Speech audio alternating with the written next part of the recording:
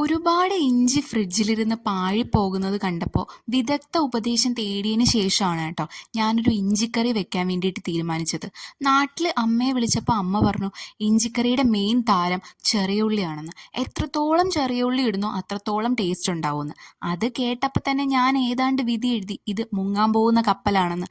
കാരണം നിങ്ങൾക്ക് എൻ്റെ വീഡിയോ കാണുന്നവരാണെങ്കിൽ അറിയാം, ഇവിടെ ചെറിയ ഉള്ളി കിട്ടാൻ നല്ല പാടാണ്.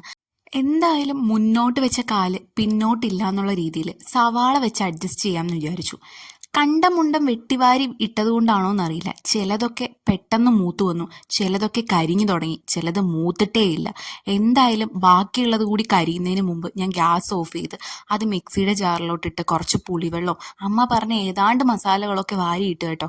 ലാസ്റ്റ് നോക്കിക്കേ, മീൻകറിയുടെ അരപ്പ് പോലെ വന്നിട്ടുണ്ട് കേട്ടോ. നല്ല പച്ച ചുകയായിരുന്നു. ഇത് ഞാൻ അരിഞ്ഞു കൂട്ടുന്ന സമയത്തെ അപ്പുറത്തെ വീട്ടിലെ കൊച്ചു ചോദിച്ചതാ ഇത് വെച്ച് കറി വെക്കുമെന്ന്. അപ്പം ഞാൻ പറഞ്ഞു, മോനെ, കേരളത്തിലെ ഇഞ്ചിപ്പുളിനെ കുറിച്ച് നിനക്ക് അറിയില്ല. എന്നിട്ട് അവൻ്റെ റിയാക്ഷൻ എന്ന് പറഞ്ഞാൽ ഇതല്ലായിരുന്നു കേട്ടോ ആക്ച്വൽ റിയാക്ഷൻ. ഞാൻ വീഡിയോ എടുക്കുന്നത് കണ്ടപ്പോൾ അവൻ പിന്നെ കുറച്ച് ആക്ട് ചെയ്തതാണ് കേട്ടോ. ഞാൻ പിന്നെ എന്തായാലും ഒന്ന് ടേസ്റ്റ് ചെയ്ത് നോക്കാം. ഞാൻ അന്നേരം ടേസ്റ്റ് ചെയ്തിട്ടുണ്ടായിരുന്നില്ല, ഞാൻ ടേസ്റ്റ് ചെയ്ത് നോക്കാമെന്ന് വിചാരിച്ചു. സത്യം പറഞ്ഞാൽ ഇത് മൂത്ത് വരാത്തതിൻ്റെ ഒരു കയ്പ്പ് ഇതിനകത്തുണ്ടായിരുന്നു കേട്ടോ. അപ്പോൾ തെറ്റിൽ നിന്നാണല്ലോ നമ്മൾ ശരികളൊക്കെ പഠിച്ചു വരുന്നത്. ഒരുപാട് തെറ്റുകൾ ഈയിടെയായിട്ട് എനിക്ക് പറ്റുന്നു.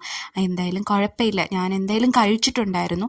അപ്പോൾ ഇങ്ങനെയുള്ള വീഡിയോസൊക്കെ നിങ്ങൾക്ക് ഇഷ്ടമാണെന്നുണ്ടെങ്കിൽ നിങ്ങൾ ഇപ്പം തന്നെ സബ്സ്ക്രൈബ് ചെയ്യുക, ലൈക്ക് ചെയ്യുക, ഷെയർ ചെയ്യുക, കമൻറ്റ് ചെയ്യുക.